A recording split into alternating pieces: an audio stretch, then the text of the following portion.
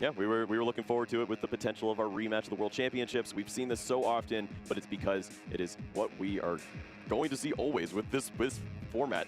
These two decks are so prominent, so powerful, and they're always in the hands of some of the best players here. We're getting things sorted out for our game to get underway. It is Lance on the left, Mikkel on the right side of the table. It's going to be that classic matchup at this point, Dragapult EX and Gardevoird EX. I don't think that it'll be the last time we see it for the rest of this event as well. Yeah, this is something we are very used to. I'm sure both players have seen plenty of each other throughout the tournament, and we are down to one more match. Let's see these prize cards, and I'm getting nervous. That's a full Gardevoird line and a super rod. That's another Ralts. Oh boy. Oh boy, that is 2 Ralts in the prizes and a Bravery Charm and a Gardevoird and a Curlia. Chip, that's a 1-1-1 line. That is a whole evolution. That's a 2-1-1 line, brother. He's got a 1-1-1 line left in his deck. That is gross. Yeah, gonna be limited options here for Mikkel as far as getting Gardevoird EX into play. Over on Lance's side, it's not too bad. Turo Scenario, an interesting card. We don't always see that in Dragapult, so that being prized, you know, maybe that comes up at some point. Did prize that Pheasantipity EX, but really nothing too bad. Yep, it is the 2-2-1 line of the Dusclops, so one Dusclops could slow things down as far as explosiveness here, but I'm sure you see what's going on the other side of the table, you will not complain. Looks like Mikkel is going to kick things off for us with the Monkey Dory in the active spot. Dreepy in the active for Lance, and just a pass from Mikkel. No Ralts. No way to get into a Curlia on the next turn. Lance here, let's see if he can take advantage of this opportunity. Looks like he's opened up with Brock's Scouting in his opening hand. That could be a really strong turn 1 supporter, a really versatile supporter as well. You can search your deck for up to 2 basic Pokemon or 1 evolution Pokemon and put them into your hand. Yeah, it's either expensive Buddy Buddy or bad Hilda. But you know what? But the versatility. That's the options. We love options here, and that's what Lance is all about. Give yourself a chance to play the game, and he's doing just that. Well, we do not see that on the other side from Miguel. It's not going to happen. And he doesn't even have the information that Ralts is in the prize cards, 2 of them, along with the other resources there. It's just double Monkey Dory and waiting to see what's going to happen this time as your opponent is going to set up right in front of your eyes. Off the Brock Scouting, it looks like the grab of Badoo immediately and the Latias, so Itchy Pollen more than likely incoming. I think that's a Master Ball Badoo. Got to respect the flex there from Lance. He's lining up an Ultra Ball as well, so this could lead to another Dreepy here with a pair of Iono going down. Is that the most disrespectful Ultra Ball when your opponent goes double Monkey Dory and you go, yeah, I'm going to Badoo lock you and never lose the prize race? Yeah, this is not looking good as a setup for Mikkel, especially with the 2 Ralts prized.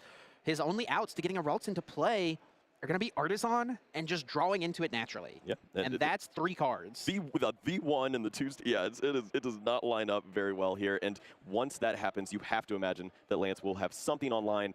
Yes, he's buying time right now with the Badoo, but as you build up on this board, the research in hand, the Ultra Ball as well, there will be a Duskull next turn, and that means you could take this Ralts off the board at some point.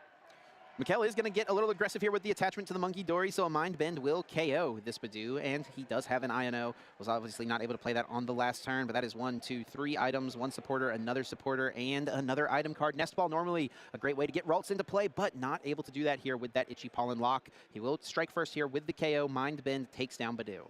Yep, quick prize card. And sure enough, finds a piece of the puzzle. That Ralts, the most important thing to see right now. And for Lance, the double Iono discard, maybe not feeling as great here, as you don't have a way to disrupt this hand. And probably item lock would be really helpful to avoid some more of these cards coming out. Yeah, Lance has kind of put himself in an interesting spot here. He didn't play Iono last turn, right? Which I don't hate because Mikkel did nothing. Sure. But at the same time, he missed an energy attachment because of that slower paced play, deciding to go with the Itchy Pollen, deciding not to refresh Mikkel's hand. So now he's going to be playing a little bit of catch up here. I do like this from Lance. Had the choice to go with the Ultra Ball, find a card like Badoo, and make sure that the item lock is there. There's always a world where your opponent just does not find the energy, and you can hold on to this Monkey Dory for a little while. But instead, you have the resources, you have the Iono to shuffle the hand, and now you refill the hand once more with these 6 cards and the Drag Cloak using Recon Directive. But he has not found any help. Okay, last card is Buddy Buddy. That's a little better.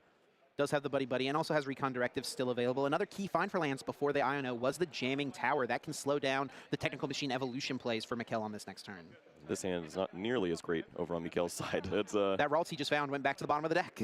Yep, this is not as pretty. Looks like maybe there's a supporter to go along with it, but going to be looking at the top of the deck for some help, and your friend isn't there. Lance uses Buddy Poffin, finds himself a Duskull and the Badoo to keep that lock up if he so chooses. Uses Recon Directive now, peeping the top 2 cards of the deck. Looks like in hand his only real supporter option to advance his hand next turn at the moment is Hilda. Yeah. So that could play into whatever his decision is going to be here. He will choose to keep a Dreepy.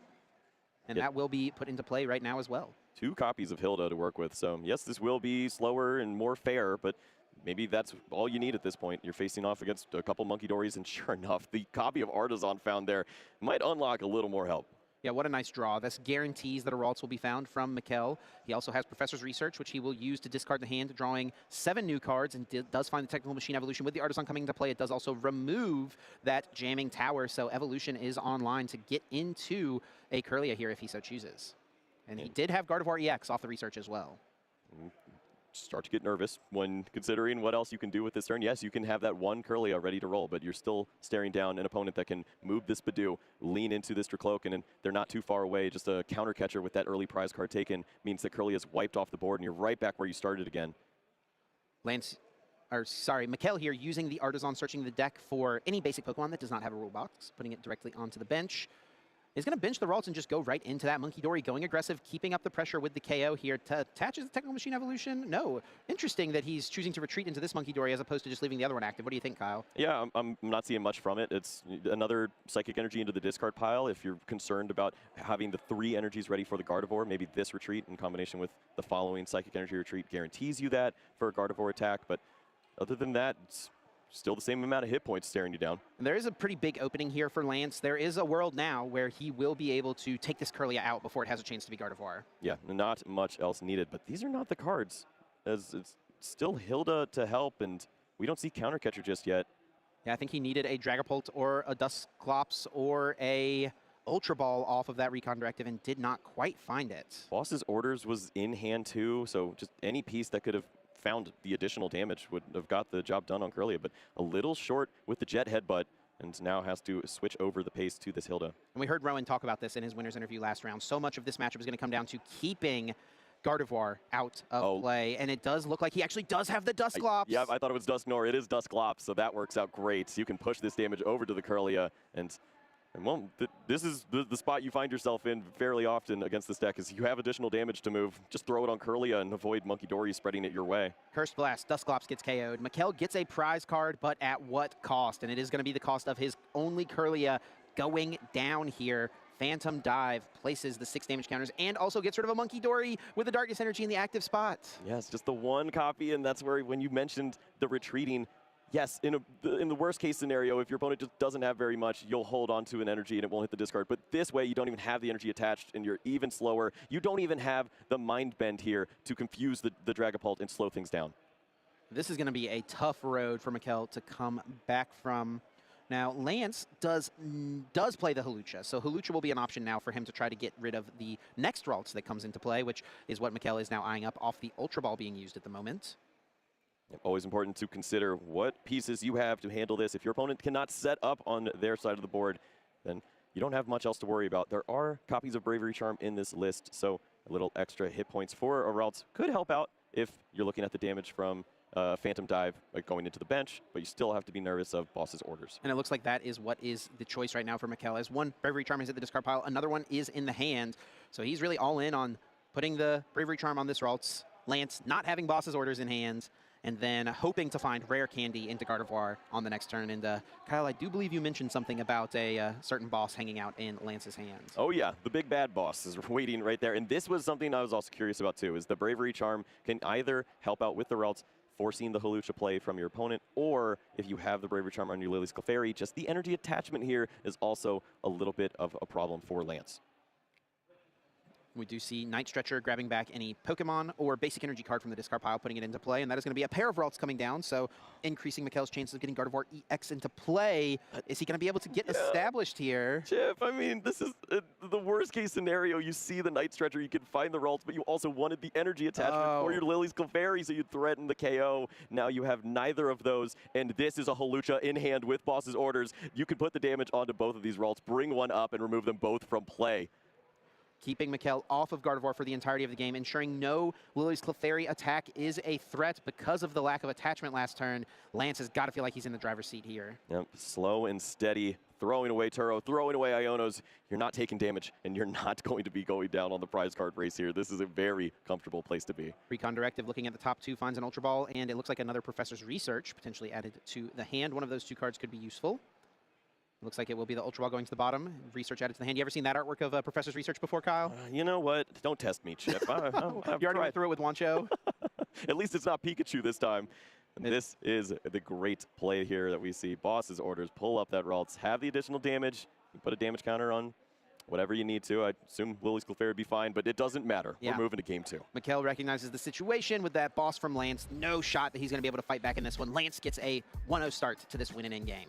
So comfortable, had everything rolling his way. And that is the power of this deck. You have so many different options. The item locking can be so helpful, and for Miguel on the other side, you've looked at those prize cards. I don't even know if you got to look at the prizes the way the hand played out, but it didn't work. Yeah, it just was a disaster, really, for Mikkel from the beginning. A slow start, the bad prize cards, and it all combos together for a Game 1 loss. But he is certainly not out of it. On paper, this matchup should be solid for the Gardevoird player if he can just get established, get a Gardevoird EX into play. He's got the power of Lily's Clefairy. He's got the power of Mew EX, and he's even got Drifloon featured in his deck list. That's a name I've not heard in quite some time. Yeah, well, every time we bring it up, it's not relevant, but it is a card now that you have to consider. It's a sneaky way to bring up a lot of damage. The interaction of this card with Jamming Tower has really been a reason why we don't see it too often. Right. There's a few interactions that we haven't had to look at in a while here, though. Lance features Shaman, and Miguel has the Scream Tail. Right. So some other plays that you may be more comfortable leaning into, trying to remove your cloaks and slowing down this race, they might not be there either. Mikkel will be going second here in game number 2, choosing that as his option, which, of course, is going to be the move for so many of these decks that rely on evolving and getting set up. They just want to increase their chances to find a bunch of Pokemon on turn 1. Buddy Coffin, Brock Scouting for Lance, whatever it may be. Arvin increases all of those outs as well, of course. Mikkel will be going second, and Lance has started Badoo. Mikkel has started Pheasantipity. Oh, boy. Already a rough go of things, and Lance has that Buddy Poffin in the opening hand. Yep, it does not feel much better than when your opponent lets you go first and you're holding that resource. Find all those Pokemon, get the ball rolling, see what's in the prizes, and it's a little different this time around. A lot of ways to manipulate that 10 damage for the Ralts, no longer there. Yeah, no Hawlucha available, no Monkey Dory as well for Lance this game. He's going to be reliant on his Dusclops and Dusknoir for the most part as far as getting extra damage counters into play. That Turo hanging out in the prizes once again as well. And Lance does play 3 Dragapult EX, so only one being prized, not too big of a deal. Yeah, one of the Q plays you see when you feature the Turo is actually reusing the Hawlucha when your opponent is struggling with that final damage counter of the Ralts, and he doesn't have either of those plays now. And I guess if you're going to lose one, you might as well lose both. And this is a full board setup here for Lance. 2 pair in play with the pair of Dreepy and the pair of Duskull on turn 1. Can't really draw it up much better than that. Yep. For Mikkel, it's not what you envisioned, but honestly, this is okay because you get to go second. You look at your hand, you're not item locked, and there are cards that are playable this time around. Yeah, this is honestly not too bad. Obviously, Pheasantipity as the starter, not ideal, but he's got Professor's Research in hand, and I also saw Kyle an Earthen Vessel. Yes, and that can be one of the more difficult pieces of this deck when you're playing against item lock. Finding the Psychic energies for the discard pile. If you see those early on, you have a chance to use Psychic Embrace, keep up in the exchange. But there's not much else to hold on to with these prize cards. That's both copies of Night Stretcher. Yeah, 2 copies of Night Stretcher and one of the 2 rare candy in the prizes, one of the 2 counter catcher in the prize cards as well. Really not ideal for Mikkel. Those Night Stretchers not being available, that could be a big deal. Right, the early KOs on the Ralts, the researches when you don't already have the evolutions in play and you just have to keep pushing through.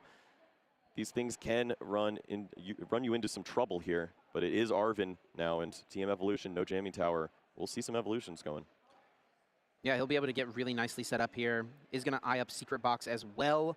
Go ahead and guarantee a bunch of energy in the discard pile, I have to imagine. Yeah, and more so the most important thing, you have the follow-up supporter to go along with this. The hand was completely shot after this and now has the Psychic energies for the mid-game that he has and will continue to play the game after Curly has hit the board. A really smart use of the resources here from Mikkel. Discards the Technical Machine Evolution, which I think you would look at and say, oh, he obviously wants to use that this turn, and he's still going to. Another one. But he's going to use the one that he gets off of this Secret Box. Yep, works out so well. Thinning is winning, and you're using all of these resources as optimally as possible. You never want to see this card at the later stages of the game. So throw one away quickly. Use this one here now. You have everything you need. A few energies to go along with it, too. As far as this looks, this is pretty solid turn 1. Can even get more energy cards available through the use of an Earthen Vessel here. There's a second Ralts able to be put down. Looks like Artisan or Darkness Energy are going to be the choices for a discard with the Earthen Vessel. I think I would like to see Mikkel use the Earthen Vessel here now, because he should be anticipating getting item locked. Right, and seeing those energies feels good. You have the way to build his hand back up later with the research, so both Psychics makes more sense here, as you'll lose both of those either with the retreating or with the discard of the research. The Psychic Energy attached to the active Pheasantipede. Evolution announced as the attack for turn. Both Curlia being able to be put into play.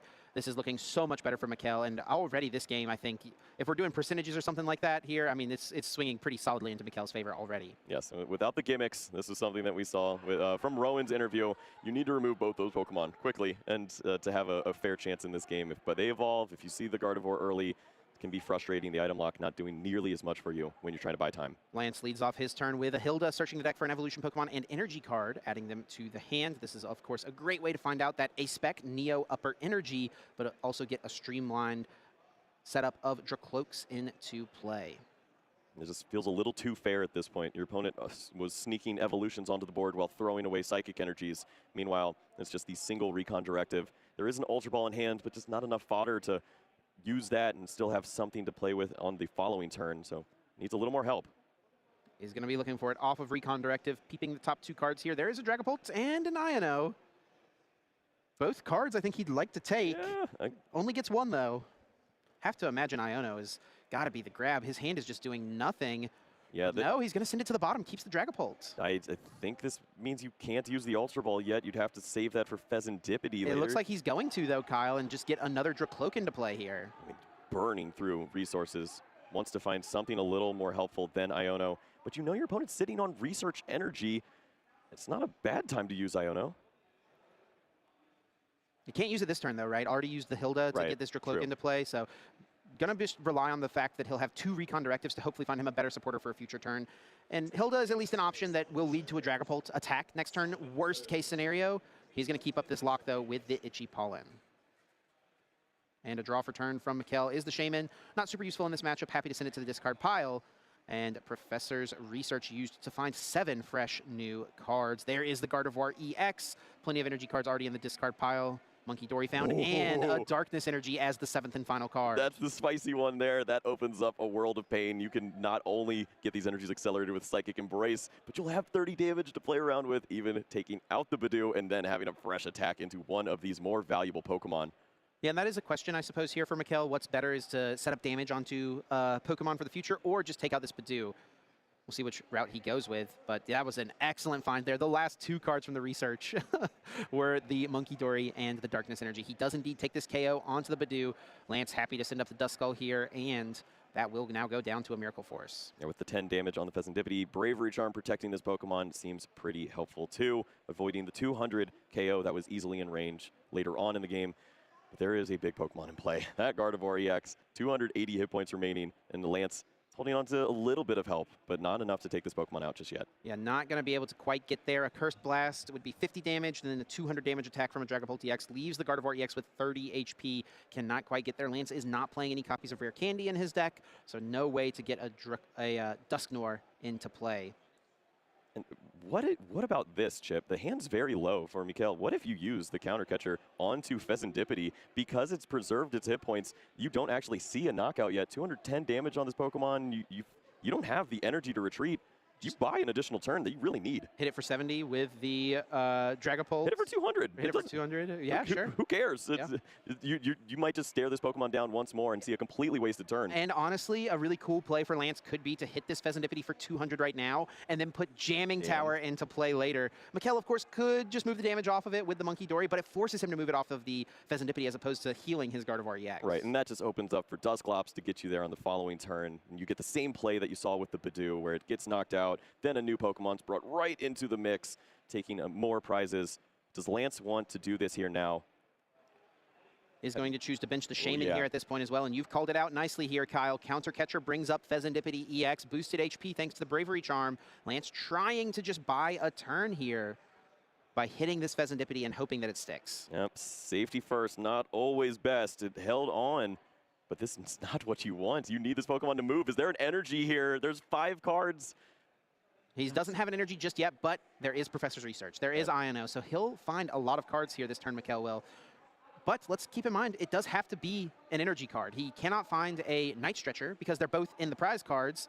He's already used 2 of his 3 Earthen Vessels, so there is a chance he could find an Earthen Vessel to get there.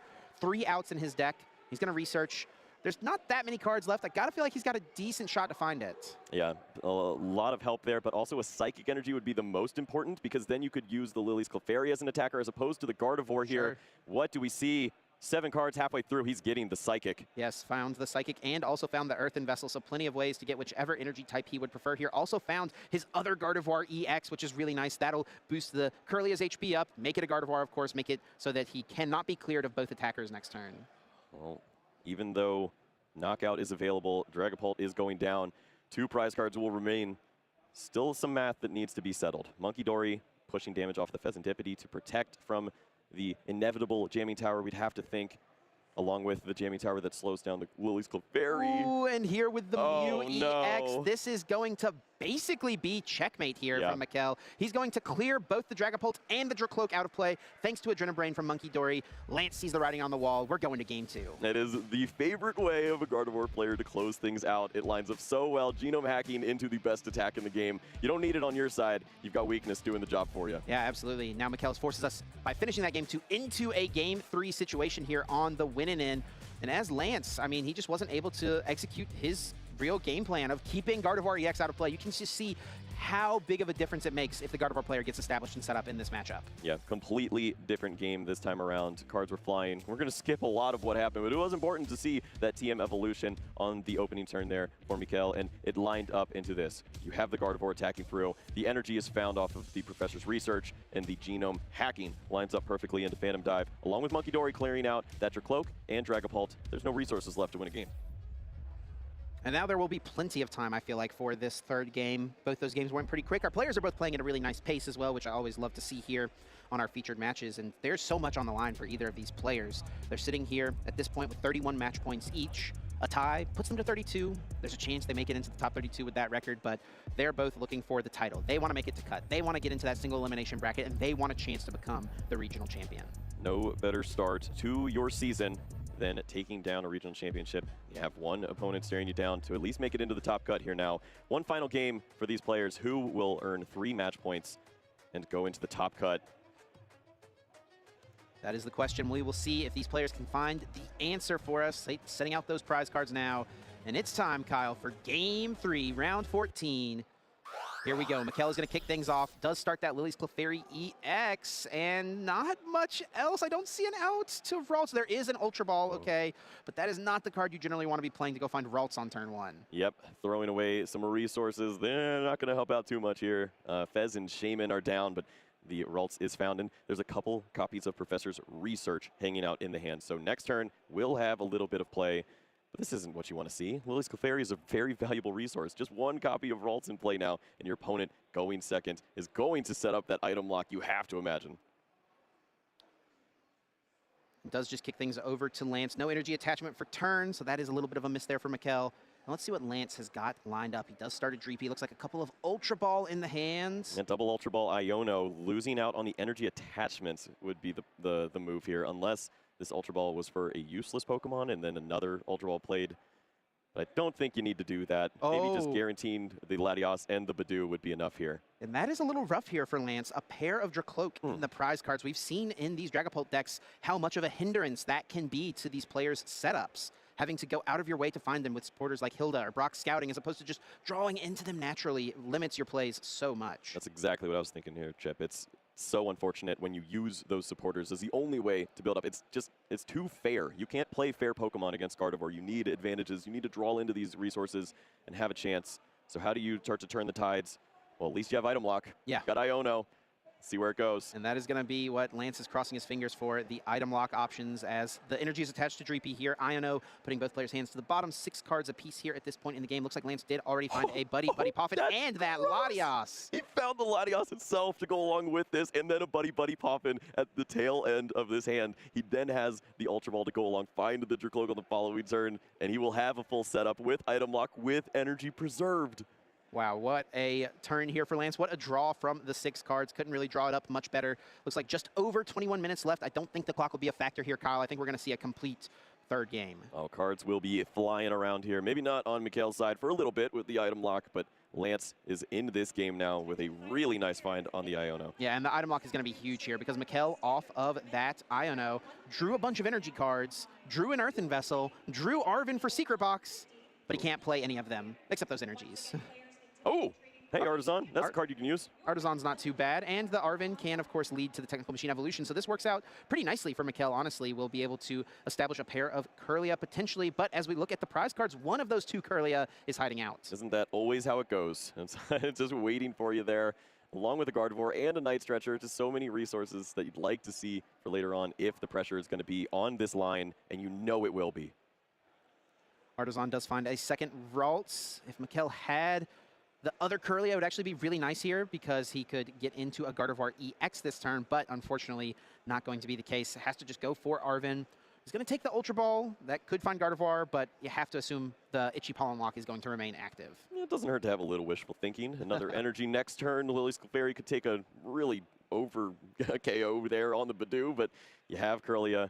You're moving through this game. You're not looking at any knockouts on the next turn from Lance. It's not a rare candy style, but it certainly could be devastating. But as we know with the prize cards for Lance, every Pokemon that wants to join the party is waiting in the prizes. The whole stage 1 flurry is sitting there.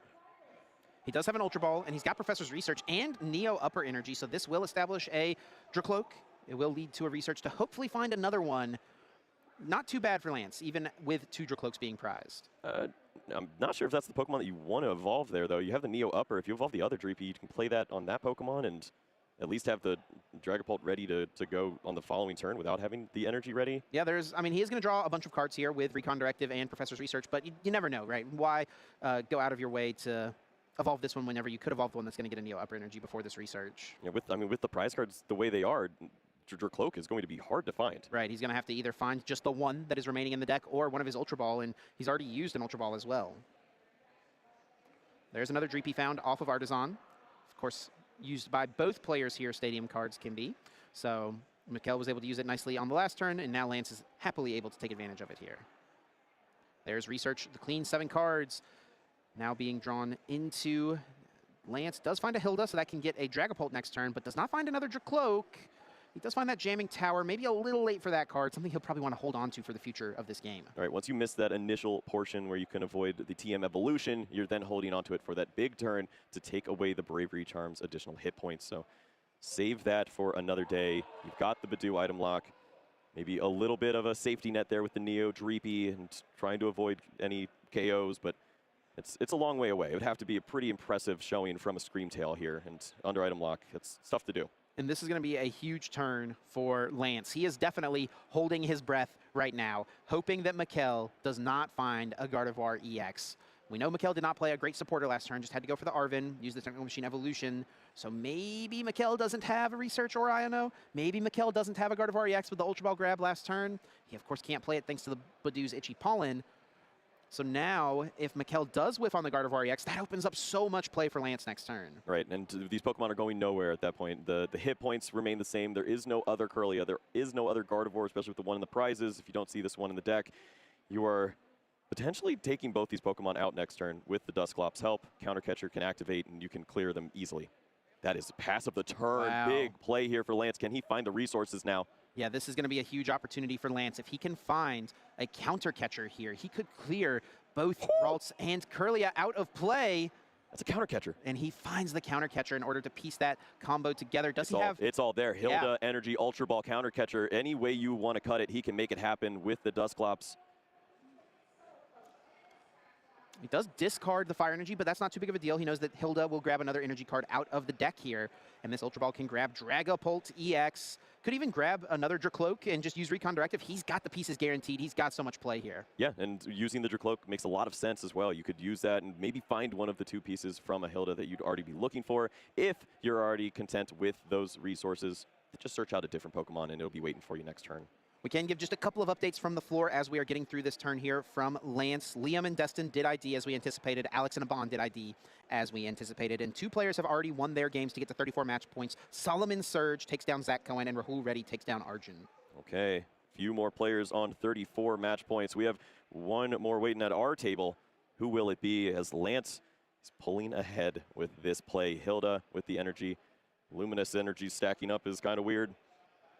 It does not quite work out. Getting nervous now with the fire energy discard. There better be something else there. Does he have another basic energy in the hand? Okay, good. He does. Okay, psychic energy is available. Of course, luminous energy provides an energy of any type, but only as long as the Pokemon it's attached to does not have another special energy on it already. Halucha's flying entry will put 2 damage counters onto 2 benched Pokemon. The promotion of Dragapult EX Phantom Dive takes out the Lily's Clefairy, the biggest threat in Mikkel's deck, and also the Ralts. That is a huge jump ahead here for Lance. Mikkel is going to be left scrambling to get reestablished, and I don't even think Mikkel has a supporter card, Kyle. Yeah, I mean, even if you had that, look at what you'd need to do here with the Night Stretcher and the prize cards, a Gardevoird and a Kirlia as well, and Iono, which would be a great card to see as your opponent goes down to 2 prizes remaining. So much of what could help you here is not available now.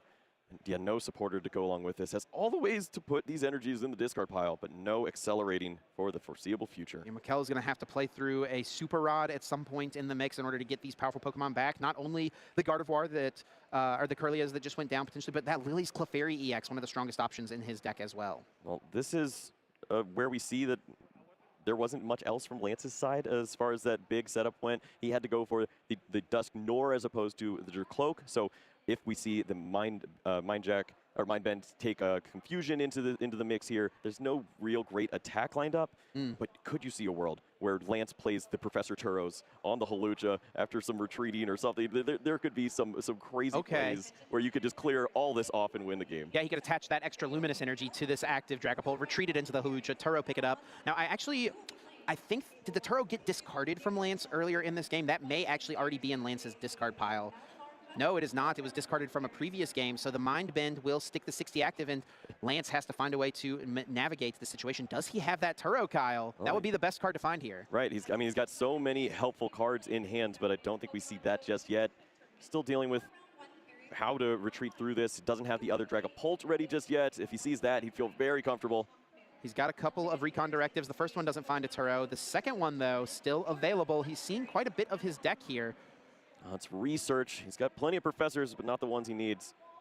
He's going to retreat his Luminous into Badoo, and he's just going with the Itchy Pollen here.